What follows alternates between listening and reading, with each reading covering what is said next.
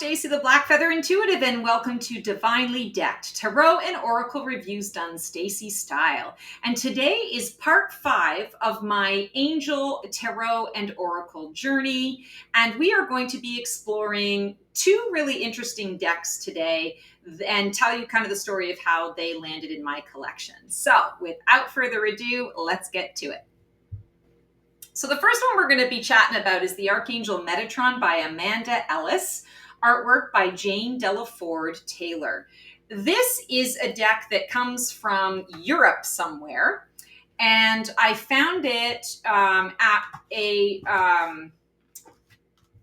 metaphysical shop that a client opened up nearby my place.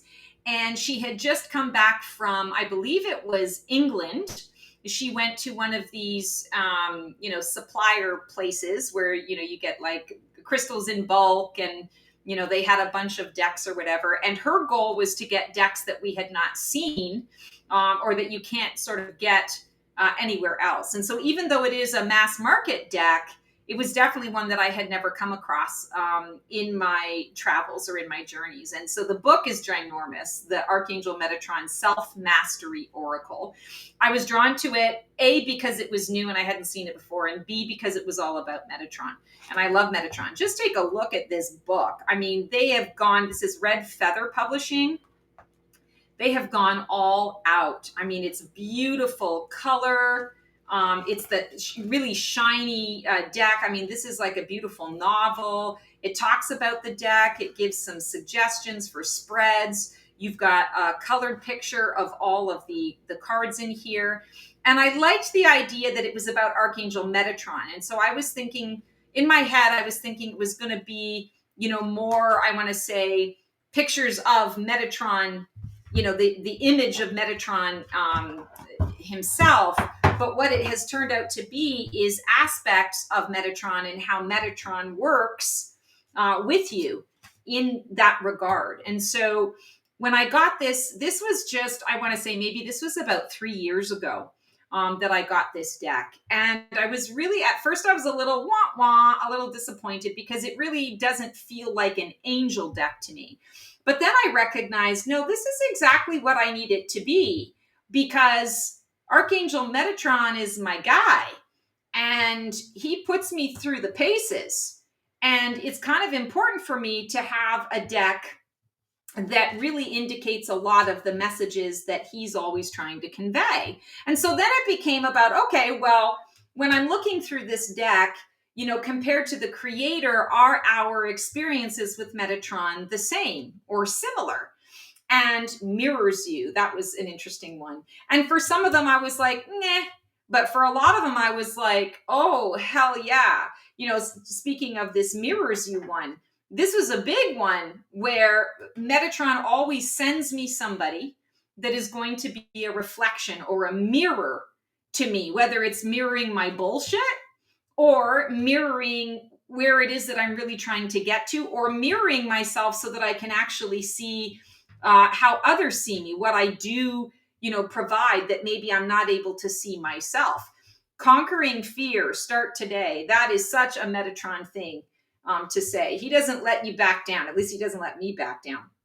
There are some other angels in here. And of course, if you follow the, sort of the running myth or the running, folklore around Metatron and Sandalphon, is that they were brothers. They're the only 2 archangels that incarnated in the physical body. So they've had human experience and then they ascended to the angel realm. I don't know that I necessarily believe that. That doesn't necessarily resonate as true for me. But like, I'll take Sandalphon in the deck because I love Sandalphon's energy as well, right? And it makes sense that the creator would include him or include Sandalphon in a Metatron deck because of the connection to that story. Go with the flow, paddle on. I can't tell you how many times working with Metatron that the whole world just fell down around my knees. And he's saying to me, keep going, just keep swimming, just keep swimming. As above, so below, heaven and earth. I love a good Japanese cherry blossom, tree, or a weeping willow tree, and this is like a combination of the two together. And that is, in many ways, I feel how Metatron wants to work with me. Is showing the as above, so below, and how I can get right into the heart of it and be the bridge for it. Mystery and mastery of life, indigo. I've always identified as an indigo child who is now an indigo adult. Mystery and mastery of life.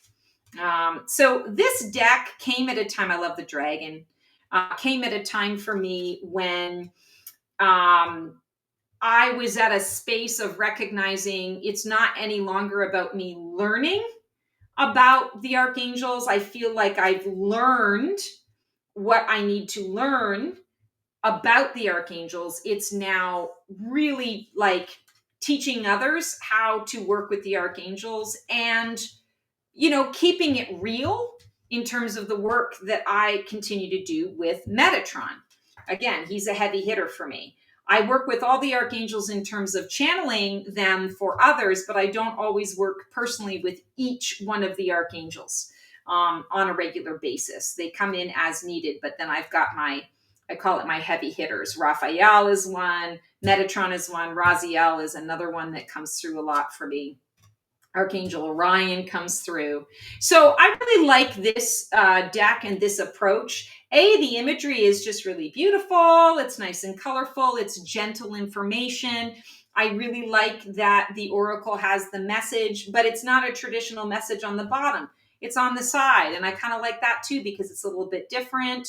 And Metatron, I feel Metatron's energy is very different. Building blocks for life. Yes. That is what Metatron is all about. Codependency, key to freedom. Whew! I got some stories for you with that.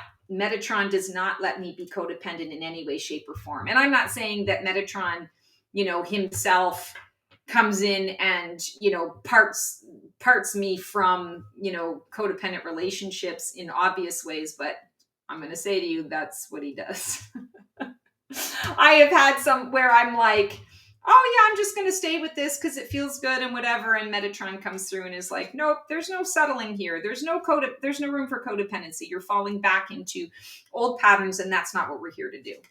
So yeah, he's tough love for me in some really big ways. I love this depiction of ancestors, appreciation and healing. Absolutely beautiful. Lilac, higher realms and magic. So, the imagery is simple enough. Karma, untying the knots. That's really cool. Imagery is simple enough.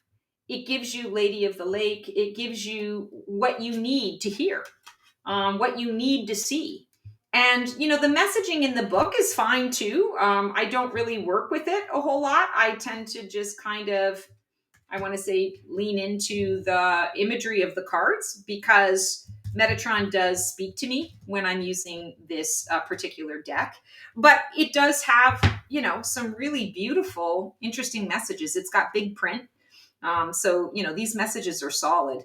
Like karma, let's just look at the karma. Untying the knots. I'll just read this part. Drawing this card implies that what you inquire about is linked into a karmic energy, which may be why things are particularly challenging right now. So a nice, simple message. You can, of course, go deeper, and it's going to give you, in-depth information around it. But ultimately, I like this deck. I feel when I use this deck, I definitely use it with the intention of connecting with Metatron, getting specific messaging from Metatron that maybe I'm missing in my channelings or in my journaling, in my automatic writing with him. I use the deck as well in sort of combination with that to get the full picture, the whole hog. And finally, this is the first and only Angel Tarot deck that I have. And I got this with such high hopes because I thought the imagery was going to be soft. I liked some of the colors around it. It was a little bit different because it looks hand-drawn. This is Jane Wallace. It's a Chico or Chico books. I liked the imagery that it was showing, and I looked online for some imagery. And when I got it, I was really kind of bummed out because I didn't realize it at the time, but it's a pip deck. And for those of you who have been watching me for a while, you know that I am just simply not a fan not a fan of the pip deck. And a big part of that is because I believe that when you're dealing with the Rider-Waite-Smith Tarot, that each of the major and minor arcana cards and the royal cards have their own story, have their own energy. And doing a pip deck, in my opinion, just does a disservice to it. But here we are. So again, the saga of Stacy and Oracle and Angel cards. I want to say to you, the reason why I have so many of them is because I continue to be on the journey of, where is the angel deck that is going to sing my soul? And it's not this one. Eight of Pentacles dedication. So again, pip style, pip deck, interesting color, gives you a key word. So at least it doesn't leave you hanging, but it doesn't really lean into anything either. Page of Pentacles. Okay, we have a little story here. But ultimately, I got this deck with such high hopes. And when I opened it up, I was just so disappointed. I think I've used it once, maybe twice since I opened it up, and never to return again. Of course, it's on a shiny cardstock, which, I'm not a fan of. And I want to say to you, this is the deck that really, I mentioned there was an Oracle deck that got me into that space. This is the Tarot deck where I realized I don't think there is an angel deck on the market that I'm cautious now. Like, I don't just buy an angel deck because clearly I've done that and I haven't been super successful. I really look at the imagery, and I do a lot of, like looking at other people's deck reviews to decide whether or not it's a deck that's going to resonate with me. And I have to tell you, there are some ones that are really beautiful. They've got some really nice imagery, but they just don't resonate with me at all. So this deck, I want to say I'm grateful to it for making the attempt to connect with me. It's too simplistic. It's too, I want to say, cookie cutter. For me, it really misses the mark. It doesn't do a thing for me. And I don't even necessarily feel like these angels are really angels. Maybe it's earth angels. It's people wanting to be angels. It does not give me that feeling of connection to the higher realm. And no offense to Jane Wallace, I don't mean to insult the creator. I'm sure, it's a widely published book. I'm sure a lot of people have this deck and love working with this deck. It's just not the deck for me. And I'm surprised by that because, it's got all the right colors. It's got all the right, components, with the exception of the fact that it's a pip deck. It's got all the right components in it. But it's just not my jam. Not for me at all. And, I could say to you, I'm still on the hunt. But what I'm also going to say to you is, this got me on the journey to creating my own deck. And now that I have done that, I'm really excited to release it. I don't know when it's coming out. I think it's a few months from now. We're just working on the details of it. But I'm excited. I'm excited to release it. And I also know that it's not going to resonate with everyone. And I know that it's going to resonate with some because that's just the way that it is. But I am excited to have a deck where I'm like super pumped, just like I am with a lot of my other tarot decks, where I'm just drawn to it and I just constantly want to be pulling from it and knowing that it's going to give me the right type of guidance and feeling excited to work with it and be in that energy. I just haven't found it yet with the tarot decks. And so, yeah. So that is my journey, guys. And I'm so grateful that you have taken this with me, this part 5 of my Angel, Tarot, and Oracle cards journey. I hope you enjoyed seeing these decks. If there's a deck here that maybe you're like, you are crazy, girl, I love that deck. I get so much from that deck. I would love to hear your story. I would love to hear, I love that. That's what makes us all, I want to say, so unique in this journey to be so exciting, is that we resonate and vibrate with different things, and different things light our fire and float our boat. And I love those differences. So feel free to put some comments in the comment section. Let me know what you're thinking. Otherwise, until I see you for another episode of Divinely Decked, I'm sending you lots of love and support. We will see you on the flip side, and transform well. That's our show for today. I hope you enjoyed it. It was great to connect with you guys. Please like, subscribe, and comment for more content like this. And feel free to follow me on Blue Sky for even more content every single day. Can't wait to see you guys next week for another installment of Black Feather Couture, Divining the VIP Life.